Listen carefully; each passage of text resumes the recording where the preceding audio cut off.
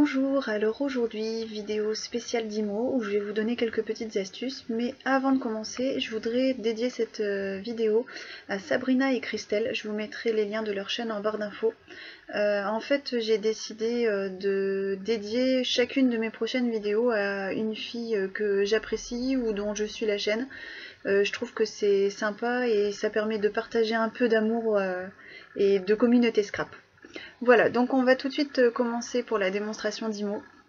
Donc vous savez, la Dimo c'est une petite machine qu'on appelle aussi label maker en anglais.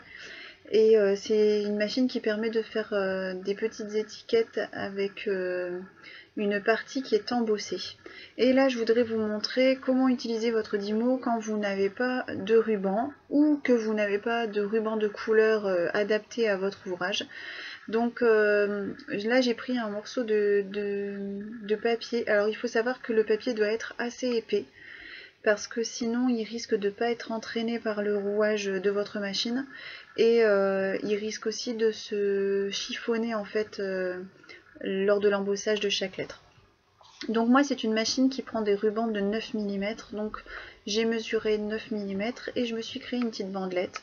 Je l'avance jusqu'au point de départ, donc je vérifie que ma bandelette est bien au point de départ et là je vais commencer mon inscription. Donc ça vous permet en fait, cette astuce, d'utiliser des papiers qui sont coordonnés à vos projets et donc d'avoir des petites étiquettes de toutes les couleurs. Alors, il y a beaucoup de rubans d'IMO qui sont mis en vente. Sur internet, il y a des sites spécialisés qui vous permettent d'avoir des rubans super mignons avec des imprimés, plein de couleurs différentes.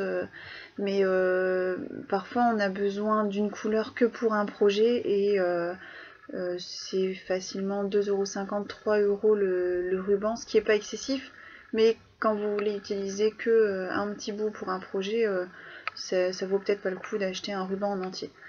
Donc là, cette astuce, ça vous permet, comme je vous le disais, d'assortir vos coloris et ça vous permet aussi d'utiliser votre Dimo si vous n'avez plus de ruban. Donc là, je vous montre un petit peu l'embossage.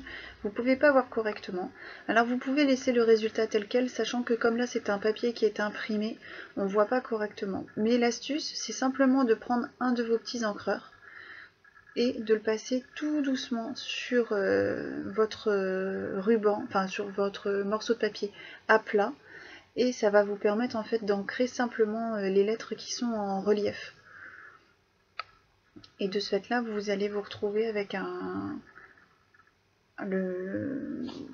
la partie écrite qui est en noir, vu que là j'ai utilisé un encreur noir. Vous pouvez utiliser un encreur de la couleur que vous le souhaitez. Là je trouvais que le noir ça sortait bien. Après vous pouvez prendre du bleu, peu importe. Et ça met en relief les petites lettres. Donc je vous montre le résultat. Heureux ensemble. Donc je trouve que ça fait une belle petite étiquette.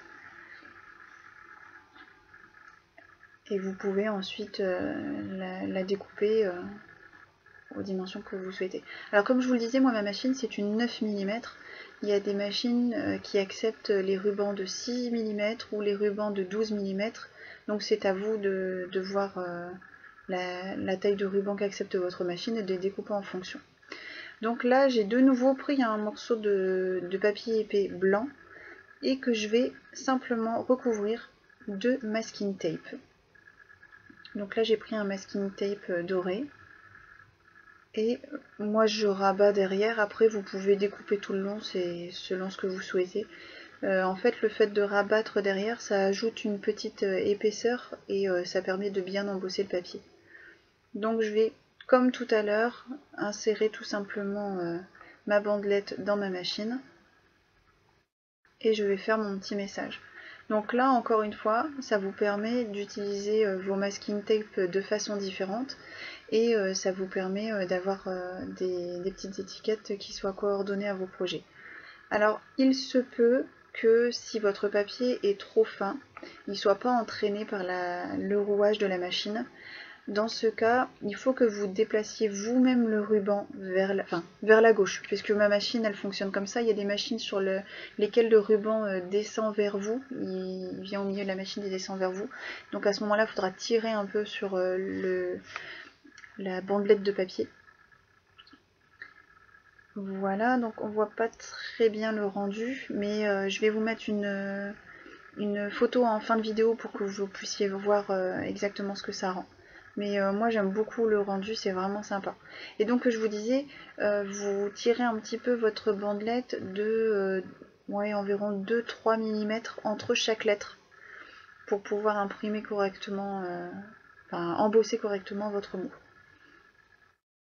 Donc voilà, et il y a aussi la possibilité de le faire avec du calque, mais je pourrais pas vous le montrer aujourd'hui parce que les papiers calques que moi j'ai, ce sont des papiers calques qui sont plutôt fins, et de ce fait là, ça ne convient pas à ma machine parce que j'arrive pas du tout à l'insérer déjà, et en plus, même si elle venait à l'embosser, ça chiffonnerait, ça ferait pas du tout de lettres en relief.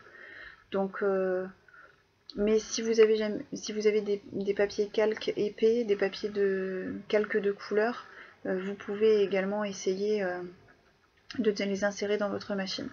Donc là, je prends une feuille de rhodoïde classique. Donc c'est pareil que pour le calque, il faut que le rhodoïde soit assez épais pour vous permettre d'embosser correctement vos lettres. Donc pareil, là je vais mesurer pour me faire une petite bandelette de 9 mm. Donc pour les filles qui par exemple ont acheté des rubans qui ne sont pas adaptés à leur machine, alors bien sûr du 6 mm vous ne pourrez pas en faire du 9, mais vous pouvez prendre une petite bandelette d'une vingtaine ou une trentaine de centimètres et la découper au massicot à la hauteur souhaitée. C'est-à-dire que si vous avez pris un ruban de 12 mm, je pense notamment à une copine qui s'est trompée dernièrement lors d'un achat, vous pouvez, avec le massicot, découper votre bandelette à 9 mm. Alors je vais vous donner une astuce pour découper le rhodoïde ou pour découper vos rubans d'IMO. En fait, vous placez votre lame au milieu et vous remontez et ensuite vous descendez. Ça va permettre de ne pas entraîner votre rhodoïde si vous mettez votre lame tout en haut, et de ce fait là que votre rhodoïde parte de travers. Le fait que vous le coupiez au milieu de la feuille, ça permet en remontant de bloquer le papier contre la butée et donc d'avoir une découpe droite. J'espère que je me fais bien comprendre. Donc là j'insère mon ruban dans la machine et je vais de nouveau faire une petite impression et je me rends compte que mon ruban ne bouge pas, enfin ma bandelette ne bouge pas. Donc c'est la technique que je vous ai expliquée. Il vous suffit simplement de pousser légèrement votre bandelette de 2-3 mm, oui 2 mm je pense, vers la gauche dans mon cas, pour passer à la lettre suivante. Donc ça demande un petit peu de dextérité parce qu'il faut essayer de faire en sorte que les lettres soient à la même distance et qu'il n'y ait pas une grande différence entre chaque lettre, mais il faut aussi qu'il y ait assez d'espace pour pas que les lettres se chevauchent. Mais bon, c'est tout à fait faisable pour des petits mots. Donc voilà ce que ça rend. Alors on ne voit pas correctement à la caméra. Pareil, vous allez voir une petite photo en fin de vidéo. Et donc vous pouvez le garder en transparent comme ça et le fixer sur vos projets. Ça rend très bien. Sinon, vous pouvez prendre de la peinture et à l'aide d'un petit pinceau ou même du doigt, mais bon, avec le pinceau c'est plus facile de rentrer dans les interstices, vous allez appliquer de la peinture dans les lettres à l'arrière de la bandelette pour que la peinture pénètre bien dans l'embossage. Et avant que ça ne sèche, vous allez prendre une lingette ou un petit chiffon et vous allez essuyer le dos. Et en fait, ça va vous permettre d'avoir de la peinture uniquement dans l'inscription. Voilà ce que ça rend. Bon, on voit pas très bien, voilà. C'est vert très pâle, donc ça se voit pas beaucoup.